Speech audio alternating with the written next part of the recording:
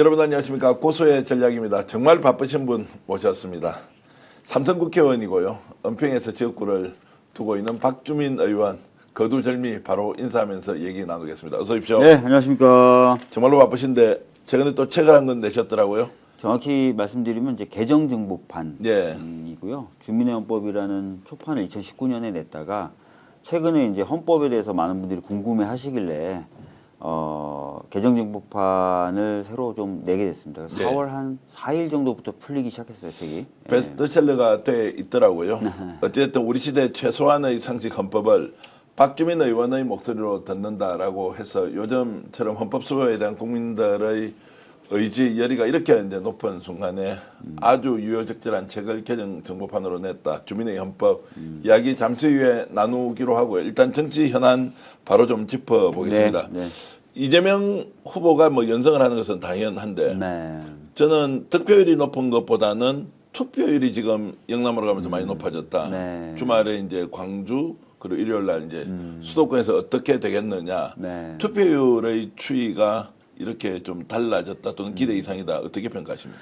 그러니까 보통 그 당원분들은 50% 조금 넘게 투표를 해오셨다는 거예요. 그리고 국민 경선인단을 둘 때는 국민 경선인단의 경우에는 적극적으로 참여하시는 분들이다 보니까 한 70%대 정도 투표를 하셨었다는 거예요, 통상적으로. 근데 최근에 보면은 이제 당원분들이 많이 투표에 참여해 주시고 계셔서 기대감이 높아진 게 아닐까, 당원들로서는 정권 교체.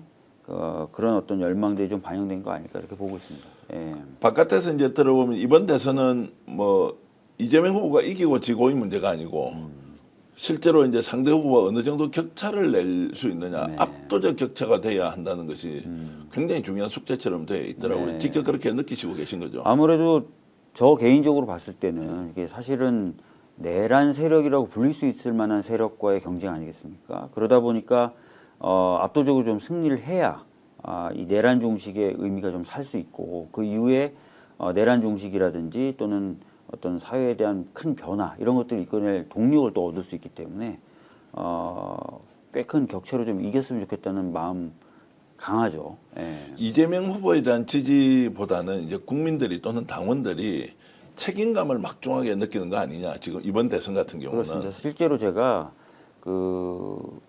이번에 이제 계속 탄핵 결정 나오기 전까지 집회 계속 나가면서 그냥 나간 게 아니라 탄핵 버스킹이라는 행사를 매주 했었어요. 그래서 13번을 했는데 시민분들하고 대화를 나누는 행사입니다. 집회 현장에서. 근데 많은 시민분들이 그런 얘기 해주셨어요. 이번에 민주당이 아마 정권을 차지하게 될 것 같은데 정말 잘해야 된다. 왜냐하면 시민분들이 이렇게 애를 써서 계엄도 저지하고 내란도 저지하고 탄핵도 대기하고 이렇게 했고 했으니까 민주당이 그런 책임감을 느껴야 된다. 이런 얘기들을 많이 하시고 또 당원분들도 당연히 그 어느 때보다 좀 굳은 결의를 가지고 정말 잘해야 된다. 이런 생각을 하고 계신 것 같습니다. 책임감 많이 느끼시죠? 진짜예요. 진짜 그렇고 사실 이제 문재인 정부 때도 많은 기대를 받았지만 사실 기대에 좀 못 미친 것 아니냐, 부족한 점, 아쉬운 점이 많았던 거 아니냐는 평가를 받았었지 않습니까? 그리고 특히 이번에 보면 시민분들이 아까 말씀드렸던 대로 누구나 할 것 없이 정말 애를 많이 써주셨어요. 예, 이 상황이 이제 만들어질 때까지. 그래서 더 잘해야 되고 잘할 수밖에 없고 무거운 책임감을 느끼고 있습니다. 예. 자, 이제 열풍이 일고 있다. 당원들이 막중한 책임감을 가지고 단순히 정권 교체가 아니라 이재명 정부가 성공할 수 있는 뭔가 확고한 기반을 이번 선거 캠페인 기간에도 이제 다져야 한다. 이제 이런 건데 제가 경선을 보면서 좀 궁금한 것이 과거에는 뭐 이재명 대표가 가지고 약점을 드러내놓고 해명하시오. 지금 뭐 개딸들의 움직임 이상합니다. 라면서 비판과 좀 심하게 하면 이제 비방을 좀 많이 했는데 후보 세 사람이 각기 메시지를 내놓는 거 보면 어떻게 해서 국가 대개조 작업을 할 네. 거냐, 분권과 혁신을 어떻게 이룰 것이냐 이러면서 운동하는 방식도 완전히 좀 달라진 것 같던데. 네. 실질적으로 이제 이재명 후보에 대해서는 당원들 차원에서의 검증이라든지 또는 민주개혁 진영에서 차원에서의 검증은 이미 끝났다고 본 거죠. 네. 모든 후보들이. 그러면 그 상황에서는 이제 정책 경쟁이 될 수밖에 없는 거고 또 아까도 말씀드렸던 대로 지금 싸워야 되는 세력이 명확히 있습니다. 그러다 보니까 이제 분열보다는 힘을 합칠 수 있는 방식, 합치는 어떤 그런 경선 이런 것들에 대해서 모든 후보들이 좀 애를 쓰고 있는 것 같습니다. 실제로 이런 이제 열기가 대선까지 이어질 것 같습니까? 이제 한 40여일 남았는데 그리고 투표율도 굉장히 높아지고 네. 득표율도 높고 압도적 표차가 될 것이다 이렇게 이제 지금 전망은 하십니까? 그래서 그렇게 전망은 합니다. 전망을 하는데 이제 민주당이 잘해야 되겠죠. 네. 그러니까 여러 가지 어떤 기대를 걸고 있는 시민분들을 실망시키지 않는 그런 행보를 보여야 될 것 같고요. 그리고 정책들도 그런 정책들이 나와야 될 것 같은데 제가 지금까지 봤을 때는 굉장히 좀 과감한 정책 시도들을 하고 계신 것 같아요. 어느 후보나 특히 이제 이재명 후보님 같은 경우에 뭐 세정으로 이전하겠다라든지 또는 선택적 모병제 같은 이슈들을 던지고 있잖아요. 그리고 그런 이슈에 대한 반응이 굉장히 뜨겁습니다. 그래서 그런 어떤 행보들, 정책적 행보들 이런 것들도 계속 좀 잘 보여줄 필요는 있겠죠. 자, 민주당 의원들이 170명이나 되니까 다들 하나같이 막중한 책임감을 가지고 뛰고 있느냐 아니냐에 네, 대해서 네. 실제로 엄청나게 노력을 하고 있는 거 맞죠? 의원들 그럼요. 개인도. 지금 뭐 다른 시민분들이나 당원분들의 평가만 들어봐도 이번 22대 국회의원들이 정말 고생한다, 열심히 한다 이런 얘기를 들을 정도로 탄핵 국면에서도 그렇고 지금도 열심히 하고 있죠. 몸직한 공룡이다 이제 이런 이야기는 지금 별로 안 들리는 것 같더라고요. 요즘에는 굉장히 좀 신속하게 또 여러 가지 책임감 느끼면서 예. 움직이지 않습니까? 오늘만 해도 관세 관련된 저희 TF팀 네. 출범해가지고 한덕수 이대로 협상하면 안 된다 뭐 이러면서 또 목소리 냈고요. 각종 이제 특위라든지 위원회들이 활기차게 지금 출범하고 있고 움직이고 있습니다. 박주민 의원 3선이지 않습니까? 네네네. 겉으로 보면 굉장히 젊은 분인데 벌써 3선이세요. 자, 많은 삼선 분들이 중에 막내긴 합니다. 나이로 보면 이제 막내긴 한데 네. 보통 이제 3선이면 다선 중진 쪽으로 들어가면 네. 오히려 바깥에서 활동하기보다는 당 내에서 뭐 뒷짐이라는 표현은 그렇긴 하지만 어쨌든 배후에서 열심히 이제 초선 재선 밀어주는 위치인데 오히려 외부 활동을 훨씬 더 열심히 하니까 네. 다선 중진들이 오히려 초선보다 더 바깥에서 열심히 뛴다 이런 평가를 하는 걸 보니까 굉장히 기분도 좋던데 아, 그렇습니까? 외부 활동 이런 것들이 야 이거 내한테 격에 맞지 않는데 이런 생각 좀 들지 그렇진 않습니까? 않아요. 그러니까 네. 시민분들하고 소통한다든지 또 시민분들의 말씀을 듣는다든지 하는 거는 정치의 기본입니다.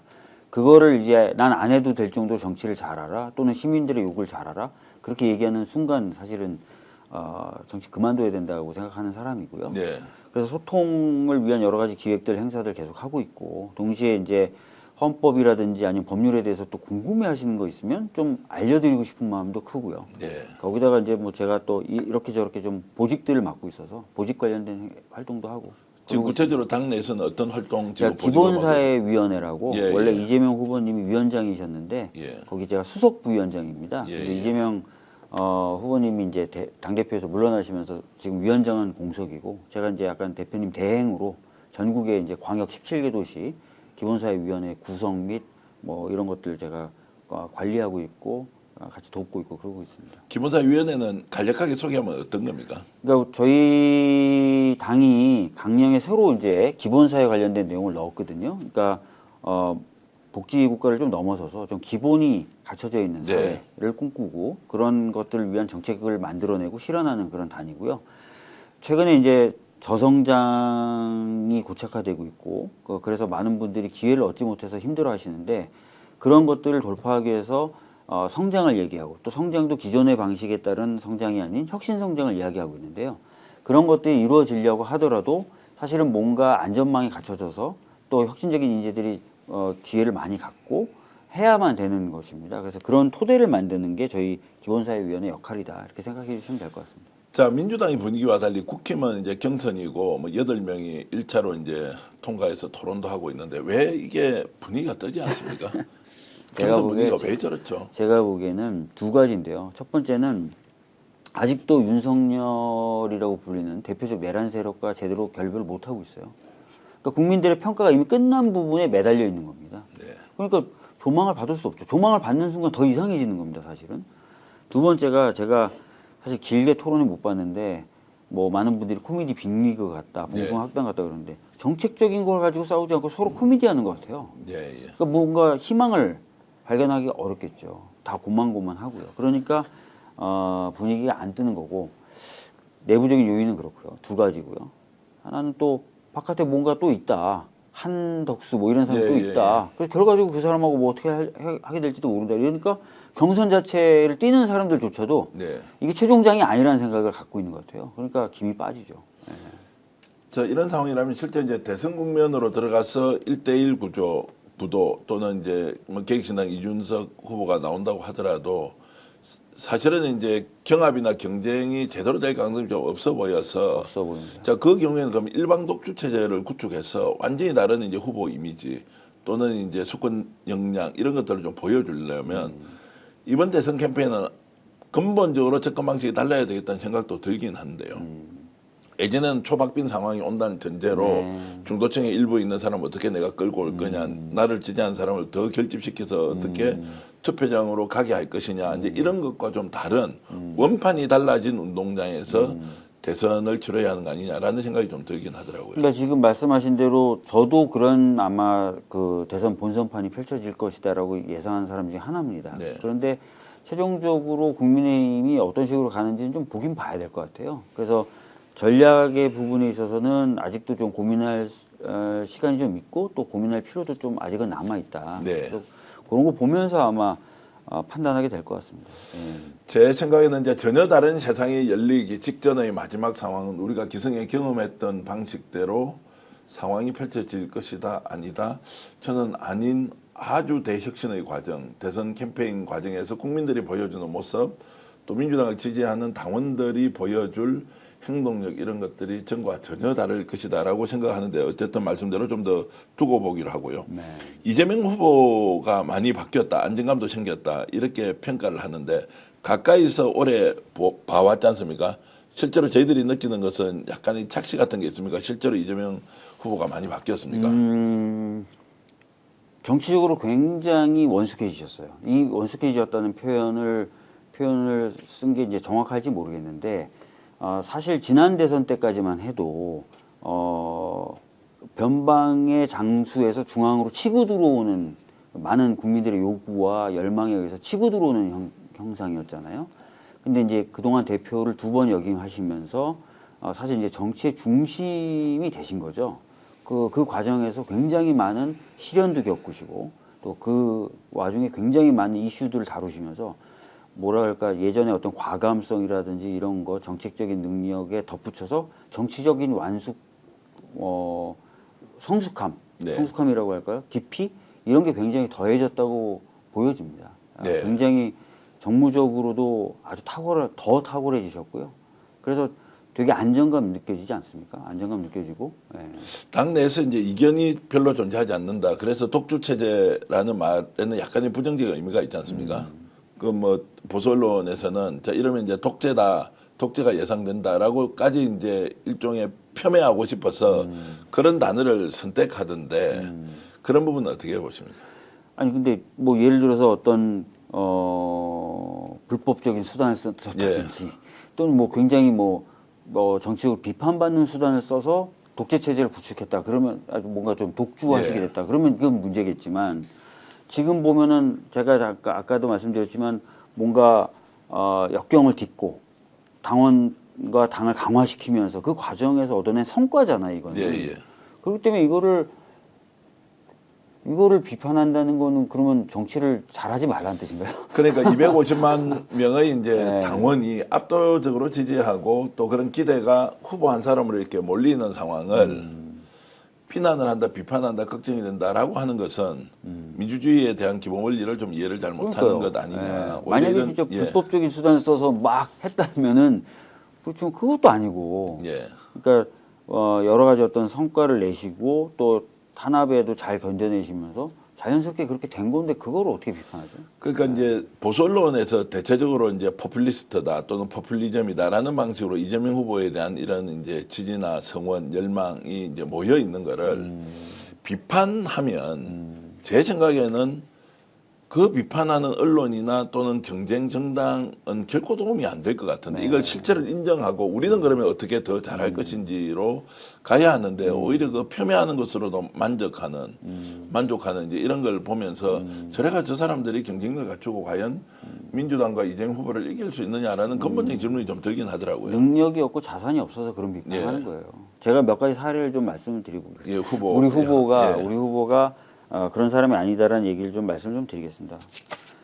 다들 지난 총선 때 병립형으로 치러야 된다고 했어요. 예. 근데 연동형을 하셨죠. 네. 병립형이 훨씬 더 유리하다는 말씀도 많았었고 하지만 연동형으로 하셨어요. 예. 그 다음에 최근에도 국민연금 관련된 모수개혁이 있었습니다. 예. 이 모수개혁에 관련돼서 사실 정치적 부담이 된다 등등등의 이유로 어느 누구 하나 이제 과감히 나서지 못한 상황이었는데 저하고 몇 차례 말씀을 나누고 나서 마음을 딱 먹으신 뒤로는 예. 정치적 유불리와 상관없이 이건 해야 된다 판단이 네, 딱 쓰시니까 해야 된다고 얘기를 하셨고 결국 모수개혁이 됐거든요. 예. 그리고 사실 보수 진영에서도 굉장히 환영할 만한 일이었고 굉장히 환영을 받았죠. 그러니까 정치적인 유불리로 파퓰리스트처럼 움직이셨던 분이 아니고 네. 뭔가 해야 되는 일이 있고 그 해야 되는 일에 충분히 가치가 있다면 불리함도 무릅쓰고 하시는 분이에요. 예. 연동형 같은 경우도 저나 대표님하고 몇몇 정도만 연동형이 다 병립형이었어 선거. 근데 이거를 우리가 지금까지 추구했던 정치적 다양성이라는 가치를 지키기 위해서 연동형 해야 된다 결정하시니까 그렇게 결국 된 거거든요. 그래서 이제 조국 혁신당을 비롯해 진보 정당들이 이제 그러니까요. 국회 이제 그때 정원을 하게 다들 되고. 병립형 해야 된다고 예, 그러지 않았습니까? 예. 병립형. 근데 다 그렇게 유불리나 이런 걸 따지시기보다는 파퓰리스트적으로 움직이신다기보다는 여러 가지 고민과 토론 이런 것들 통해서 그 가치와 방향을 선택하고 그런 분이세요. 자, 실제로 이제 6월 3일이 되면 대통령이 탄생하지 않습니까? 네. 잘할 것 같습니까? 이재명 후보가 대통령이 되면 잘한다, 아주 잘한다, 기대 이상일 것이다라고 좀 확언을 하실 수 있겠습니까? 그러니까 첫 번째는 이분은 제가 이제 쭉 봐오면 정책적 역량 굉장히 뛰어나시고요. 그다음에 그런 정책적 역량을 가지고 고집한다기보다 아까 말씀드렸던 대로 여러 얘기를 듣고 고민해서 판단을 내리는 열린 마음을 가지고 계세요. 그렇기 때문에 저는 잘하실 것 같다는 생각이 당연히 들고요. 옆에서 봤을 때 제가 봤던 느낌은 그리고 후보님이 이제 그 대통령이 되시면 어떻게 했으면 좋겠다라는 걸 제가 좀 주문을 드린다면 전에 대통령들은 정도의 차이는 있었지만 주로 대통령실 멤버들에 둘러싸여 있었습니다. 좀 저는 뭐 그러지 않으실 거라고 생각하는데 장관들하고 좀 직접 일을 하시는 식으로 좀 더 가시면 어떨까 네. 싶어요. 그러실 것 같아요. 왠지 스타일이 그러실 것 같은데. 네. 그래서 장관들하고 좀 얘기를 좀 많이 하시고 하시는 모습 굉장히 훨씬 더 국민들이 보기엔 더 좋을 것 같다는 생각이 들어서 약간 그런 조언을 좀 드리고 그 다음에 어차피 굉장히 좀 많은 변화가 필요하고 또 많은 에너지가 필요한 상황이지 않습니까? 그래서 평상시도 국민들하고 소통을 좀 많이 하시는데 더 많이 하시면 좋겠다는 말씀드립니다. 예. 자, 지금 현재 민주당은 그러면 바로 이제 국정의 중심으로 들어가야 하는데 네. 이재명 대통령이 이제 된다는 전제로 보면 현재 준비 상태는 어떻습니까? 민주당에서 이제 인수위 없이 바로 이제 국정 운영을 해야 되지 않습니까? 집권 여당이 되는데 내부에서 준비는 좀 철저하게 잘 하고 있습니까? 뭐 아직 경선 과정이라서 예. 그런 것까지 준비를 했냐라고 물으신다면 제가 뭐 그렇지는 않다고 말씀드릴 예. 수밖에 없는 상황이긴 한데 사실 민주당이 그냥 진짜 그냥 정당이 아니거든요. 예. 그러니까 국민의 힘이야. 국민의 힘 좀 비난해도 되는 뭐 비난 뭐 국민의 하셔도 힘이야. 있는 그대로 말씀 주시면 예. 인재 양성도 안 돼서 계속 외부에서 수입해 와야 되고 정부 공무원들 아니면 정책 생산도 못하는 그런 불임 정당이라는 평가를 받아야 된다고 저는 생각하지만 민주당은 그렇지 않습니다. 민주당은 실제 정책이나 이런 것들도 안에서 논의해서 생산해낼 수 있는 정당이고 지금도 정책이 중심으로든 이렇게 해서 상당히 많은 정책들을 만들고 정리해 놨어요. 네. 그래서 인수위가 없다 하더라도 어려움과 힘든 점이 있겠죠. 굉장히 어려운 상황에서 시작하는 거예요. 인수위가 없다는 것뿐만 아니라요. 경제 같은 경우도 진짜 어렵거든요. 네. 지금 진짜 어렵습니다. 그리고 윤석열 정부가 소위 말하는 쌓아놓은 똥이 진짜 많아요. 네. 그리고 해야 되는데 안 해놓은 것도 정말 많습니다. 그래서 결코 녹록한 상황은 아니에요. 그러나 그런 부분까지 저희들이 감내하면서 치열하게 할 각오가 돼 있고요. 능력도 저희는 있습니다. 네. 자, 이제 그러면은 이제 정부를 운영하는 대통령과 또 당을 이제 끌고 가는 이제 민주당 사이의 역할 분담 이런 게 굉장히 중요할 건데 어쨌든 국가가 사실상 파산 상태에 있는 이런 위기 국면을 극복하기 위해서 정부가 해야 될 일, 당연히 이제 대통령을 중심으로 갈 것인데 문제는 지금 내란 세력들에 대한 종식 문제가 여전히 검찰 그리고 지금 뭐 수사기관의 수사가 미진한 상태에서 계속 이제 네. 준동을 거듭하고 있지 않습니까? 네, 그러면 당과 정부의 역할이 좀 분리가 돼야 하는데 어떻게 이제 어떤 기준으로 좀 이렇게 나누는 것이 좋겠는지 그리고 내란 문제를 우리가 궁극적으로 이제 극복하려면 지금부터 집권을 전제로 어떻게 이 문제를 마무리할 것인지 네. 좀 의견을 여쭤보면요. 그러니까 사실 내란 종식을 위해서 저희들이 해야 될 것들은 몇 가지 이미 선명하게 좀 드러나 있죠. 그러니까 당연히 수사를 해야 될 부분들이 있는 거고, 그다음에 수사 단계는 아니더라도 폭넓게 어떤 진상을 드러내기 위한 조사도 필요하다고 저희들은 보고 있어요. 그래서 조사를 위한 어떤 특별 기구를 만들자. 수사는 그냥 검찰에게 맡기는 것보다는 그래도 특검이라는 형식을 통해서 하는 것이 좋지 않겠느냐. 이 정도 가다가 어느 정도 잡히는 것 같아요. 네. 근데 그런 것들은 그런 제도적 틀 내에서 진행을 하면 되는 거고요. 나머지 이제 저희들이 진짜 해야 될 일들, 민생, 경제, 외교 안보의 정상화 이런 것들 굉장히 힘들고 해야 될 일이 많은 영역들이거든요. 예. 그런 것들은 이제 당과 정부가 이제 굉장히 유기적으로 협력을 하면서 일을 처리해 나가야 되고, 특히 아까 제가 이제 장관들 얘기도 잠깐 했는데 장관들도 자기 부처 일만 하면 안 되고요. 지금 뭐 예를 들어서 통합돌봄 이건 여러 부처가 관여해야 되는 거고요.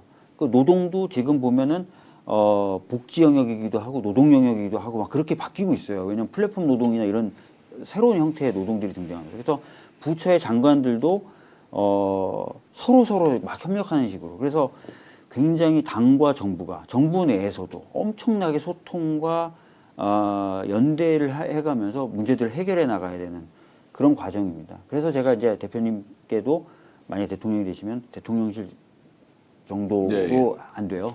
뭐 내각 그러니까 국무위원들 뭐 국회하고 엄청나게 소통을 하시면서 일을 하셔야 될 겁니다. 예. 그러려면 이제 아무래도 일을 주도적으로 하는 것보다는 내가 좀 빠지더라도 일을 잘할 수 있는 사람을 모아서 해야 되는 이제 일종의 이제 배려 같은 게 굉장히 중요할 것 같기도 하고, 아무래도 정권을 잡게 되면 네. 이거 내가 하겠습니다라고 적극적으로 나선 사람이 너무 많으면 실제 전문가가 이제 투입이 돼서 하는 것보다는 약간 주도권 경쟁 같은 게 생길 수도 있어서 좀 혼란해질 수 있는 거 아니냐. 예. 그게 근데 하여튼 아까 말씀하셨던 것처럼 민주당이 지금 막중한 책임감을 다들 느끼고 있기 때문에 그런 어떤 자리 욕심이나 이런 것들보다는 성과를 내는데 다들 집중할 거라고 예. 저는 믿고요. 뭐 이렇게 사람 친소관계 따지시는 분은 아니거든요. 전혀 그렇지 않죠. 예. 그래서 그런 것들도 좀 전 믿음을 가지고 있습니다. 예. 저 능력 중심으로 이제 사람을 재배치시켜서 이제 쓸 것이다라고 하는 것이고, 국민들은 어쨌든 두 가지인 것 같습니다. 자기 살림살이 먹사니 좀 이제 해결 좀 해야 너무 하는 힘들어, 거고, 너무 힘들어요. 예. 너무너무 힘들지 너무 않습니까? 힘들어요. 예. 그럼 이 부분하고 이제 내란 세력 종식은 어쨌든 수사기관에서 특검을 통하든 어떻게든 마무리를 하자. 이제 그 과정에서 이번에 윤석열 내란 세력을 저렇게 이제 종식시키는데 국민들의 역할이 절대적이었다. 좀 전에 언급하셨듯이 너무너무 먹고 사는 것이 어려움에도 맞아요. 불구하고 대한민국 국민들은 정말 위대하다 이런 걸 현장에서 많이 느끼시잖아요. 제가 현장에서 인터뷰를 하거나 만났던 분들 중에는 이런 거예요. 자영업자분이신데 예. 본인이 너무 힘들다는 거예요. 그래도 가게 문 닫고 집회 나오셨다는 예. 거예요. 그러니까 그런 분들에게 우리 민주당이 진짜 좀 잘하는 모습을 보여드려야 되겠죠. 예.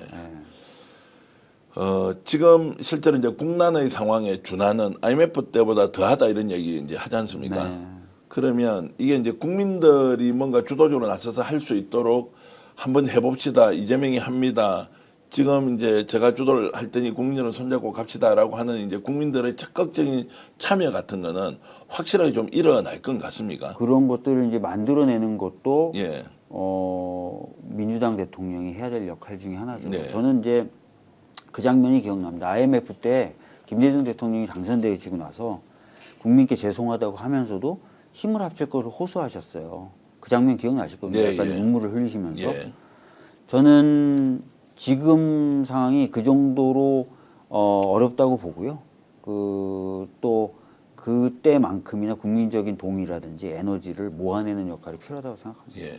그러니까 이제 국가 운영 경영의 이제 설계도를 잘 만들어서 국민들이 따라와서 적재적소에 인재가 배치되고 그 과정에서 국민들이 필요한 것들을 하나하나 이제 혁신이나 계획의 과정으로 이제 마무리하는 일이 굉장히 중요할 것 같은데, 그러면 박주민 의원도 역할을 국회에서 삼선 국회의원으로 뭐 서울에서 은평을 지키고 있을 게 아니라 어떤 식으로든 좀 정부에 참여해서 역할을 맡으셔야 된다는 생각을 좀 하는 사람도 많던데요. 아까도, 그런 얘기를 네. 하는 분들이 많더라고요. 네, 아까도 말씀드렸지만 제가 욕심 내거나 이런 거보다도 아니 만약에 뭔가 네가 좀 해야 되겠다 그러면은 해야 되겠죠. 예, 예. 해야 되겠다 그러면 해야 되겠죠. 어쨌든 기대하는 국민들이 굉장히 많다는 것 박주민 의원께서 잘 아시는 것 같고요. 이번에 이제 대한민국의 민주주의를 지켜내고 헌법을 수호하는 이 과정에서 참 국민들이 얼마나 소중하고 위대한지 많이 느끼고 대한민국은 정말로 민주공화국이다라는 말을 이제 절실하게 느끼고 또 실천하는 공간에서 우리가 직접 함께 숨을 쉬었습니다. 책 이야기 조금 하면 주민의 네. 헌법이라고 하는 이제 제 책이 자 간단히 질문을 드리면 헌법이 왜 중요합니까? 그러니까 사실 법 중에 으뜸인 법을 헌법이라고 저희가 부르지 않습니까? 예. 그만큼 이 헌법은 국가의 기본적인 구조와 운영 원리를 다 정하고 있어요. 그래서 헌법을 아시는 만큼 생활하시기가 훨씬 좋고 편하다. 예. 그래서 꼭 한번 읽어보셨으면 좋겠다. 그리고 결국 나라의 주인은 국민인데 우리 주인으로서 역할을 많이 기대받고 있는 또 상황이지 않습니까? 그러려면 나라의 설계도, 사용 설명서 이건 한번 보시면 좋죠. 어떤 내용을 주로 이제 담고 있습니까? 헌법 안에? 요거는 사실 이제 제가 저희 지역 주민들 중에 어르신 몇몇 분들이 저를 찾아오셔서 예. 헌법을 한번 공부해보고 싶다 그러셔서 예. 제가 직접 그분들 모아놓고 강의를 해놓은 내용을 푼 거예요. 그래서 예. 여기 보면 이제 그 제 목소리가 들린다 듣는다라고 돼 있는데 목소리로 듣는다고 돼 있는데 어떤 분이 후기를 저한테 보내주셨는데 1년 내내 제가 옆에서 떠드는 것처럼 읽혀지신데요. 왜냐면 그걸 푼 거예요. 제가 강의한 예. 내용을 푼 거라서 굉장히 쉽고 재밌다라는 말씀드리겠고 조문별로 설명하는 책이에요. 예. 그러니까 쭉 헌법을 그냥 읽는다라는 느낌을 읽으시기 좋은 책입니다. 헌법이 이제 10장으로 되어 있고 부칙이 6개 조로 네. 되어 있지 않습니까?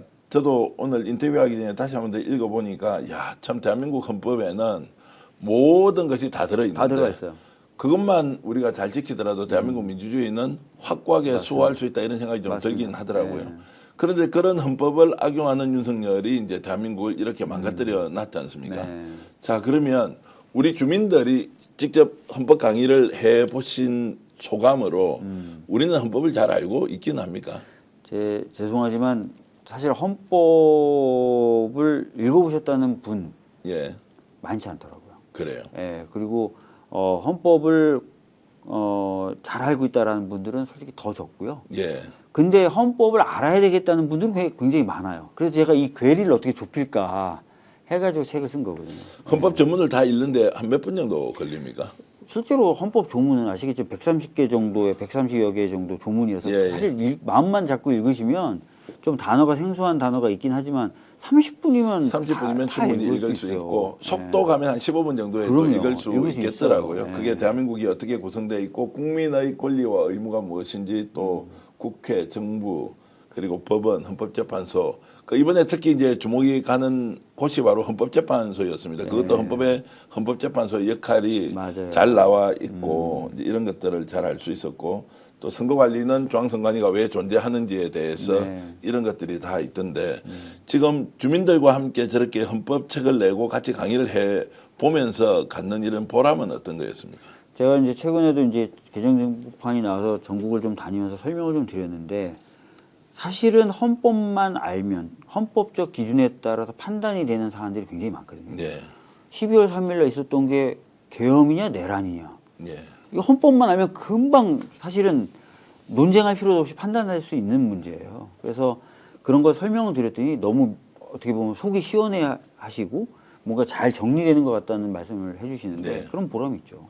우리나라 헌법은 어떤 특징과 장점이 있습니까? 다른 나라하고 비교하면. 사실 우리나라 헌법의 특징이라고 말씀을 드리기보다는 이 말씀을 좀 드리고 싶은데요. 우리나라 헌법이 사실 1980년, 87년도 예, 이전 또 1990년대까지도 장식적 헌법으로 세계 헌법학자들이 많이 분류했었어요. 예. 무슨 얘기냐면 별 규범력은 없고 그냥 민주주의 국가라는 것을 알려주기 위한 장식품.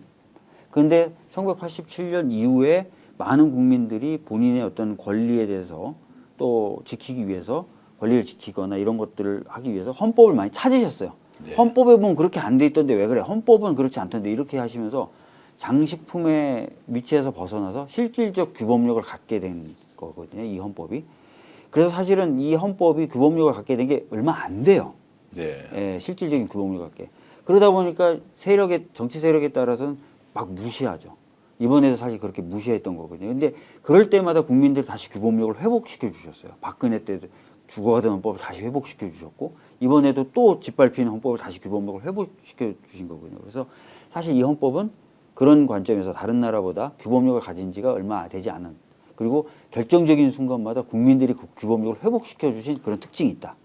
이 국민들이 만들었을 뿐만 아니라 국민들이 지켜온 헌법이다. 이런 특징이 있어요. 예. 그러니까 주권에 대한 의식을 확고하게 해주는 효과가 있는 것 같고 읽어보니까요. 예. 그리고 이제 그 인권에 대한 것 그리고 차별이 없는 나라인데 우리는 사실상 차별 하에 살고 있었는데 맞습니다. 헌법에 보니까 우리는 차별을 받았어도 안 되고 했어도 안 되더라고요. 이제 이런 것들도 헌법에 좀 어긋나는 말들 너무 많이 해요. 정치인들도. 예를 들어서 막 그 북한이 마음에 안 든다고 해서 북한에 뭔가 무력을 행사할 수 있는 것처럼 얘기했던 사람 중에 하나가 또 윤석열이었거든요.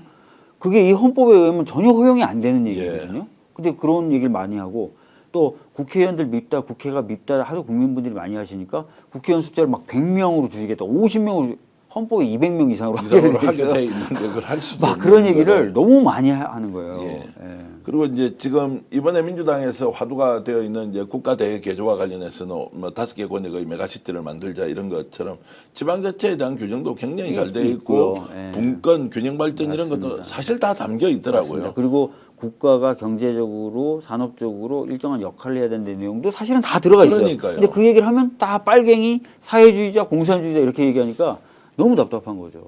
근데 저 책이 이제 베스트셀러가 돼 있고 굉장히 반응이 폭발적이더라고요. 그게 많이 운이 팔리고 좋은 있어요. 겁니까? 아니 책이 지금 많이 팔리고 있더라고요. 그러니까 많이 팔리는 것은 헌법에 대한 국민들의 관심이 그만큼 높아졌고 내용을 굉장히 잘 설명하고 있다.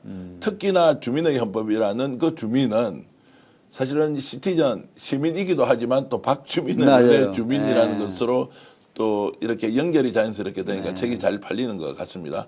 지금 정보판도 많이 지금 판매가 됐죠. 네, 많이 팔리고 있어요. 지금 교보문고 정치사회 베스트셀러에 막 5위까지도 올라가고 막 그랬었는데 예. 5위 위에는 대표님 책이 3권이 있어요. 아, 5위에는 이재명 후보의 책이 최고죠. 1, 3, 4위가 막 이재명 대표님 책이고, 예. 예. 근데 재밌는 게요. 부동의 2위가 최근 들어 몇 주간 2위가 있어요. 네. 이 책이 뭐냐면 헌법재판소가 펼쳐낸 예. 윤석열 탄핵 심판 결정문이에요. 아. 그걸 책으로 냈는데 이게 계속 2등이에요. 야. 2등 또는 3등이에요. 그 놀라운 소식입니다. 그러니까요. 이건 무슨 일반 출판사에서 낸 것도 아니고 예. 홍보를 하는 것도 아니거든요. 예. 근데 시민들이 그걸 그렇게 많이 사서 보시더라고요. 일종의 또 보완을 하고 싶다는 생각도 있을 수 그렇죠. 있겠네요. 내가 이렇게 애를 썼는데 예. 도대체 헌재에서 이 사건을 어떻게 기록했는지를 너무 보고 싶으신가 봐요. 그래서 부동의 2, 3위로 헌재가 펼쳐낸 윤석열 탄핵 심판 결정문이 그렇게 잘 팔리고 있습니다. 지금. 윤석열 파면 결정문이 잘 팔린다던 걸 홍보하러 오신 거는 아니고 아니고요. 제가 오늘 꼭 이 책을 예. 보고는 소개해드려야 되겠다라고 해서 제가 정말 바쁜 시간에 이렇게 모셨는데 주민의 헌법이라는 책을 통해서 우리가 실제 잘 모르는 헌법 그 가치를 진면목을 충분히 느낄 수 있다 이제 이렇게 말씀을 드릴 수 있고요. 지금 박주민 의원께서 이제 저 책을 통해서 국민들에게 정말로 알리고 싶은 이런 메시지는 어떤 거였습니까? 하나는 좀 고마움이었어요. 예. 그러니까 나라의 주인으로서 아까 말씀드렸던 대로 내란을 종식시키고 그 다음에 탄핵까지 이끌어내신 그런 분들에 대한 고마움. 고마움이 사실 이 헌법에 사실은 다 담겨 있거든요. 네. 근데 그걸 잘 모르셨던 분들이 많아서 좀 꼭 좀 당신이 정말 고마운 존재고 나라의 정말 주인 맞다. 그런 걸 좀 알려드리고 싶었고 두 번째는 정치인이나 언론인들이 보면 너무 거짓말들을 많이 했잖아요, 이번에. 헌법만 알면 이건 바로 거짓말이다라고 알 수 있음에도 불구하고 뻔한 거짓말들을 너무 많이 해서 그런 부분은 좀 쉽게 걸러내실 수 있도록 했으면 좋겠다라는 마음으로 책을 좀 권해드리고 싶습니다. 저희들은 이제 이런 헌법의 가치를 제대로 이해만 하더라도 윤석열 정권, 괴물 정권이 보여줬던 이런 위헌적이고 불법적인 작태를 쉽게 이해를 하고 또 대응을 했을 텐데 한편으로는 공격을 하는 민주당이나 또는 좀 민주 진보 진영을 네. 좌파다 그리고 전체주의 세력이다 또 종북이다 이제 이런 프레임으로 계속 공격하면서 한편으로는 그것이 아니라고 뻔히 알면서도 네. 또 한쪽에서는 그 프레임에 갇혀서 혹시 우리가 그렇게 비춰지는 거 아니냐라고 해서 우리 헌법의 가치를 오히려 적극적으로 드러내지 못한 것은 아니냐 이 프레임 전쟁에서 자, 패배한 것 아니냐 이런 생각이 들기도 한데 현장에서 그런 걸 한 번씩 느낄 때 네. 어땠습니까? 아까 제 예를 들어서 요즘에도 제가 좀 기본사회위원회 발족 때문에 많이 다니면서 설명을 드리면서 예를 드는 것 중에 하나가 예를 들어 바이든 대통령이 대선 공약으로 전문대 2년을 무상으로 하겠다고 했었어요. 네. 그 이유는 산업이 계속 전환되잖아요. 신산업으로. 그러면 교육이 필요하잖아요. 사람이 그냥 A라는 산업에서 B 산업으로 갈 수가 없지 않습니까? 자본이야 그렇게 이동되지만. 그래서 전문대 2년을 무상으로 하겠다고 했어요. 공약으로. 근데 우리나라에서 만약에 그런 얘기하면 빨갱이라는 소리 듣겠죠. 근데 우리나라도 산업전환이 되게 필요하거든요. 네. 근데 산업전환을 해서 노동력이 이동하는 데 필요한 교육, 사회교육, 재교육 프로그램이 거의 없어요. 그러니까 이런 거 해야 되거든요. 평생교육 체제로 바꿔야 예, 사실은 예. 이제 건강한 신체 그리고 건강한 노동을 통해서 오히려 국가가 그렇죠. 부담해야 되는 예. 복지에 대한 비용을 줄일 수 있는 것은 그렇습니다. 일을 더 하고 생산력을 예, 높이는 예. 것인데 그런 것들이 이제 저쪽에서는 막 공격을 할 만한 거리로 생각되고 또 그런 공격이 있다 보니까 우리 당도 그런 얘기를 약간 주저주저 하게 되고. 예. 예. 이번 대선 국면으로 이제 접어들면서 실제로 보수 진보 논쟁이 의미가 있느냐? 저쪽에서는 계속 거의 극우죠. 좌파다, 뭐 극우죠. 우리는 우파니까 좌파 세력들 척결한다, 자유우파 결집하면 우리가 다시 선거에서 이길 수 있다라고 하는 것이 너무나 저는 공하게 들리긴 하던데 이제 이런 논쟁이 크게 줄어들 가능성이 있다라고 생각이 드는데 어떻습니까? 확실히 뭐 대선에서 저희가 압승한다면 그런 논란이 많이 줄어들게 예. 되겠죠. 그리고 저희들도 이 대선 과정을 통해서 많이 알려야 됩니다. 아까 제가 말씀드렸던 뭐 바이든의 그런 예뿐만 아니라 예. 예를 들어서 바이든이 또 다른 공약은 뭐냐면 무상 보육 2년 늘리겠다 그랬어요. 왜 그러냐면 미국이 인플레를 되게 심하게 겪었는데 그 이유 중에 하나가 에너지고 또 하나가 노동력이에요. 근데 대규모 이민 받을 수 없으니까 여성 노동을 노동시장에 진입시키기 위해서 보육을 국가가 좀 더 책임지자 이렇게 얘기한 거거든요. 예. 북유럽이 사실 인구 위기 겪고 나서 돌봄은 국가가 책임지겠다, 사회가 책임지겠다 이렇게 한 거죠. 여성들이 노동시장에 투입돼야 되니까. 근데 이런 얘기하면 아마 또 빨갱이라고 막 공격할 건데, 근데 조금만 이렇게 배경을 설명해드리고 다른 나라도 이렇게 합니다라고 설명드리면 많은 분들이 이해를 하시더라고요. 그러니까 이런 것들 저희들 적극적으로 좀 알려야 되겠죠. 실제로 박주민 의원은 보수 진보 좌파 우파 이런 데서 딱 보면 아 나는 정책 성향이 진보 좌파 이렇게 생각이 좀 드십니까? 솔직히 정치 활동하시면서 어떻습니까? 저는 모르겠어요. 저를 많이 규정을 하실 때 저보고 뭐 좌파다 빨갱이다라고 많이 규정을 하시는데 저는 사실 어떤 그런 것보다는 전 합리적이고 뭔가 실효적인 정책들을 선호하는 편이에요. 예. 그리고 세계 어느 나라나 요즘 칵테일 정책을 써요. 오히려 저는 윤석열 정부가 이념적이었다고 생각합니다. 외교도 이념적으로 하고 경제도 이념적으로 했어요. 외교도 무슨 가치 외교라 그래가지고 몰빵을 하면서 좀 이상하게 풀어나갔죠. 그리고 경제 정책도요. 되게 웃긴 게 배달앱들이 막 좀 맛있으면 이게 수수료로 대폭 예, 높거든요 작년에. 그래서 왜 높였냐고 제가 항의방 가서 막 따지니까 그 사장이 A사 사장이 B사하고 경쟁하느라고 수수료를 높였대요. 네. 시장이 작동하면 경쟁하면 가격이 떨어지죠. 네. 경쟁한다고 가격을 올린다는 건 이미 시장이 작동 안 한다는 거거든요. 근데 윤석열 정부는 시장에 맡겨두겠다는 거예요. 시장은 작동도 안 하는데. 네. 완전 이념적이죠. 예. 현상을 제대로 파악도 안 하고 내놓는 정책도 이념적이에요. 그렇게 해서는 경제가 제대로 돌아가지 않습니다. 외교가 제대로 돌아가지 않아요. 이 이념적인 정부가 정말 다 망쳤고 극단적 모습을 보여요. 이념적 정부의 극단적인 모습. 네. 극우잖아요 이제는. 그렇게 가버렸죠. 그렇게 가버렸잖아요. 칵테일 정치라고 하면 이제 간단히 설명해 주시면 칵테일 정책이라는 게 뭐냐면 아니 과거에는 이게 A 진영의 정책, 과거에는 이게 B 진영의 정책으로 나누어 볼 수는 네. 있었겠지만 최근에는 이런 진영과 상관없이 효과적인 정책은 다 갖다 쓴다는 거예요. 네. 예. 그런 게 이제 굉장히 필요한 시기가 됐고 박주민 의원도 굉장히 실용적인 분이지 좀 않습니까? 굉장히 실용적이에요. 또 그러니까 역량 중심으로 예, 일을 통해서 예. 성과를 가지고 평가받아야 한다는 것 예. 때문에 정평이 나 있는 그래서 분인데 욕도 먹지만 예를 들어 제가 중대재해처벌법도 대표 발의해서 통과시켰죠. 예. 근데 이것도 전 합의 처리한 거거든요. 예. 그다음에 최상병 사망 사건 때 많이 알려진 그 군사보험법 개정됐던 네. 군사보험도 제가 대표 발의해서 합의 처리해서 통과시켜 놓은 거예요. 그러니까 다 되진 않지만 어떻게든 성과를 내야 되고 사회를 조금씩이라도 바뀌어야 된다는 생각으로 해왔고 그것을 통해서 그래도 조금씩이라도 나아져 왔던 부분도 있는 거거든요. 네. 물론 이제 더 갈 수 있으면 더 가면 더 좋고요. 그래서 저는 말씀이 좀 길어졌는데 실효적이고 합리적으로 국민들의 삶을 개선하고 제도적으로는 좋은 방향으로 가는 것. 이걸 계속 추구해야 되고 이념적이라는 부분도 굉장히 중요하고 가치도 되게 중요하지만 그것을 하기 위해서 아무것도 안 하는 건 또 안 된다고 저는 생각해요. 예. 예. 혹시 가까운 이제 지인 가족들은 바깥에서 야 종북이다, 빨갱이다, 주사파다 막 이렇게 좌파라고 이렇게 막 몰고 그렇게 좀 그 일종의 마타도어 같은 거를 할 때 부담스러워하거나 또는 아니면 굉장히 좀 격렬하게 그런 부분에 대해서 이제 좀 그 항의를 하거나 이 뭐 대체로 어떻습니까? 주변에 계신 분들은. 전 뭐 그런 어떤 비판을 하거나 그러면 저나 저희 주변 분들은 차분히 설명을 하죠. 예. 이게 왜 필요한지 설명을 하죠. 그리고 아까도 말씀드렸던 대로 다른 나라에서는 이미 하는 거다라든지 최근에 많이 한다라든지 이런 것도 설명을 해드리죠.